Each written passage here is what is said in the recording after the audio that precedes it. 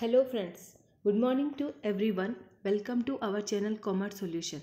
So friends, आप सबका आपके अपने YouTube चैनल Commerce Solution पे स्वागत है. We have started the paper 1 that is teaching aptitude important MCQs. So friends, if you want to join my Telegram channel जहाँ पे सारे notes वगैरह सब available है, तो if you join my Telegram channel then link is given in the description box. So friends, today's question is what are the characteristics of continuous and comprehensive evolution? Characteristics क्या है continuous और comprehensive evolution का? evolution जो कि एक बहुत ही important topic है teaching aptitude का, जहाँ से 101% question will be come and it is asked by the NTA in every shift. So friends, it increases the workload on students by taking multiple tests. Characteristics क्या? Continuous and comprehensive evolution. It replaces mark with grade, या it evaluates every aspect of the students, या it helps in reducing examination phobia. मतलब comprehensive evolution क्या है कि क्या वो increase करता है जो वर्कलोड है on students to taking multiple test? नहीं, ये तो नहीं होगा. It replace marks with grade, it replaces marks with grade, या it evaluates every aspect of the students, ये होगा सी. तो जहाँ पे सी है वो होना और जहाँ पे सी नहीं है वो नहीं होना, तो ये सेकंड ऑप्शन तो डिलीट हो गया. ये भी एक टेक्निक होती है जिसमें हम आंसर सेलेक्ट कर सकते हैं. अभी यहाँ पे जहाँ पे सी तो होना ही होना, तो यहाँ पे सेकंड ऑप्शन में बी और डी है तो ये नहीं होगा, सेकंड ऑप्शन कट हो जाएगा. इलिमिनेट, इसको इलिमिनेट ऑप्शन बोलते हैं. It helps in reducing examination phobia, तो ये है एग्जामिनेशन फोबिया है ना, तो इसका करेक्ट आंसर है B C D. B C and D. तो ए तो नहीं होगा क्योंकि ये क्या, it increases the workload on students by taking multiple test. नहीं, ये वर्कलोड नहीं बढ़ाता है. ये क्या करता है, it replaces marks with grades. Marks को ग्रेड के साथ ये रिप्लेस करता है. It evaluates every aspect of the student, हर एस्पेक्ट ऑफ द स्टूडेंट को एवल्यूट करते हो. तो जहाँ पे ए है वो कट हो जाएगा, तो इसमें B C D. Third option में भी ए बी सी है तो ये भी कट हो जाएगा, बी सी डी. तो right answer will be B C D. It replaces marks with grades, it evaluates every aspect of the student and it helps in reducing examination phobia. So next question is, which of the following attributes denote great strengths of a teacher? कौन से attributes है जो great strengths of a teacher को करेंगे? full time active involvement in the institutional management, या setting examples, willing to put assumption to the test, acknowledgement mistake. Which of the following attribute denote great strength of a teacher? इनमें से कौन सा है कि वो great strength of a teacher का बता रहा है कि full time active involvement in the institutional management. Yes, ये तो होना ही है कि फुल टाइम, अगर फुल टाइम एक्टिव होते हैं, active involvement in the institutional management. नहीं, फुल टाइम क्या दिन भर एक्टिव होना जरूरी है? No. Setting examples, yes. Willing to put assumptions to the test, yes. Acknowledgement of mistakes को जानना कि हमने क्या गलती की है, ये भी करेक्ट है. सो राइट आंसर विल बी, यहाँ पे भी एलिमिनेशन मेथड से आप कर सकते हो. जहाँ पर ए है तो वो कट हो जाएगा, थर्ड में भी ए है तो वो भी कट हो जाएगा, फोर्थ भी ऑप्शन. तो बचा कौन सा? Second option B C and D is the correct answer. So correct answer is 2.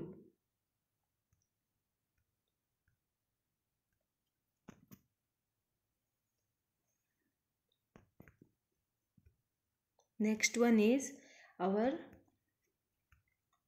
which of the following statements is correct in contents of multiple choices type question? इनमें से कौन सा स्टेटमेंट करेक्ट है? Correct पूछा है यहाँ पे in the contents of multiple choice type question में.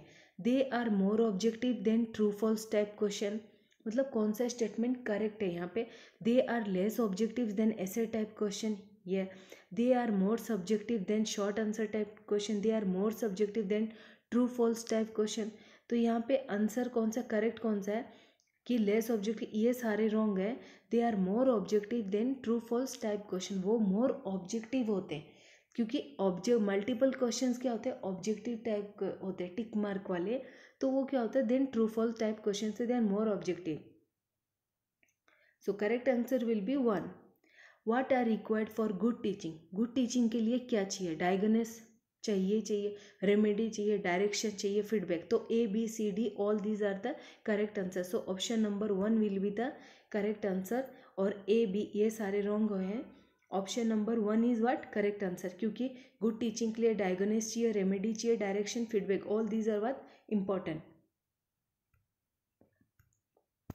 The main objective of student evaluation of teacher are.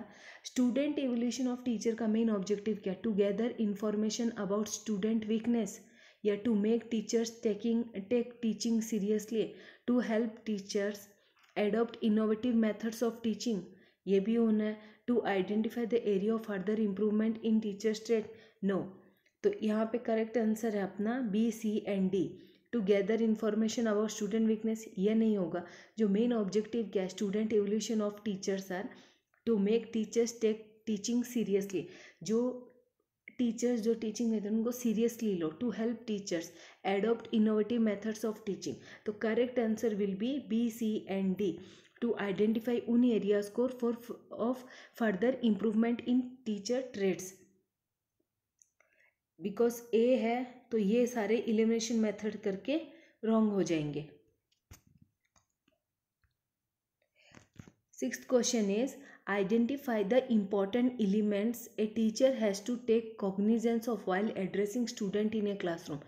Question क्या पूछ रहा है?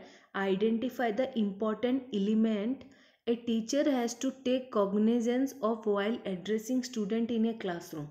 क्या वो वाइल एड्रेसिंग कॉग्निज मतलब कौन से? Avoiding of proximity, voice modulation, repeated pause या फिक्स्ड पोस्चर. तो answer will be voice modulation. अगर किसी इंपॉर्टेंट एलिमेंट क्या एक टीचर का, if his voice modulation is very important while addressing students in a classroom. किसी भी स्टूडेंट्स को अगर क्लासरूम में एड्रेस करें तो उनका वॉइस मॉड्यूलेशन होना परफेक्ट होना बहुत जरूरी है. क्योंकि इसमें repeated pause, fixed posture, these all are what? These all are not important.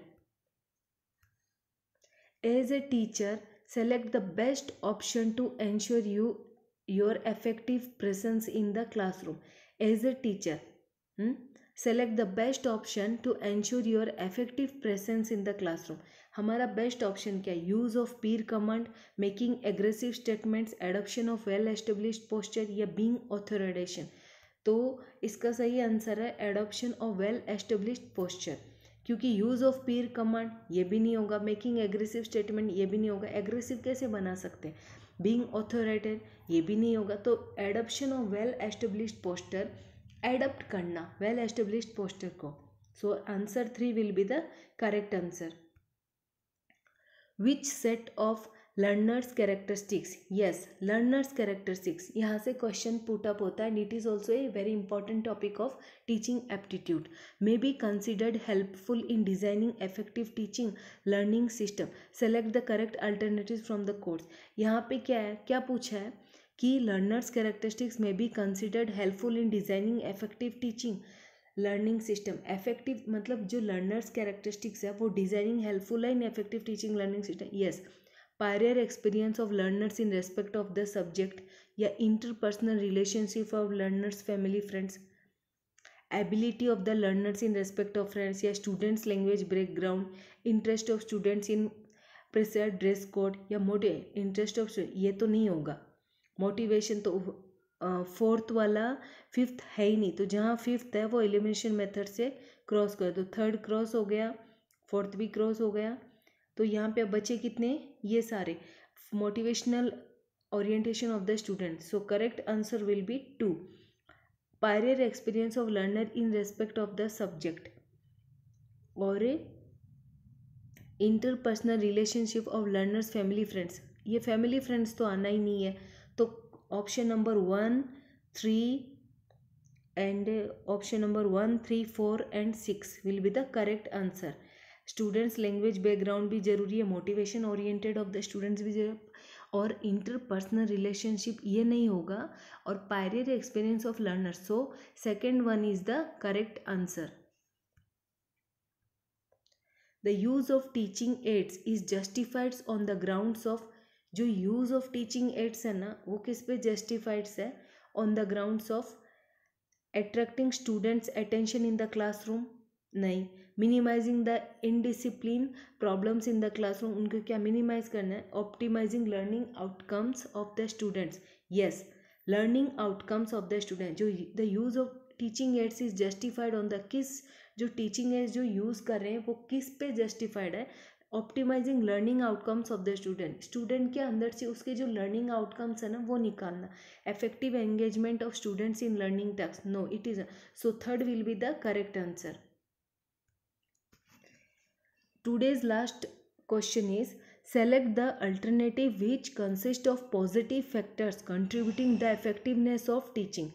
Select the alternative, यहाँ पे क्या सेलेक्ट करना, which consist of positive factors contributing the effectiveness of teaching, teachings effectiveness. List of factors, teachers knowledge of the students. So question number 4, teachers knowledge of the student, teacher socio economic background, communication skill. Teacher social economic, teacher के background से क्या लेना देना, communication skill of the teacher, yes it will be correct answer. Teachers knowledge of the subject, ये भी ज़रूरी है. Teachers ability to please the students, please the student, no it is not important. Teachers personal contact with, no it is also not important. Teachers competence in managing and monitoring the classroom transition, yes. So correct answer will be the fourth one, A, C and F. These all are what wrong. यहाँ पे elimination method से भी आप wrong कर सकते हैं. So A, C and F is the correct answer. Teachers knowledge होना चाहिए सब्जेक्ट के बारे में, टीचर्स पर्सनल टीचर्स की एबिलिटी क्या है या कम्युनिकेशन स्किल क्या है टीचर की, that is important. Teachers competence in managing and monitoring in classroom transaction, that is also very important. So friends, fourth one will be the correct answer. So friends, today only for this much is sufficient. So friends, if you want to join my Telegram channel, link is given in the description box. So friends, please motivate me and subscribe my channel so that I can bring new further videos. Thank you.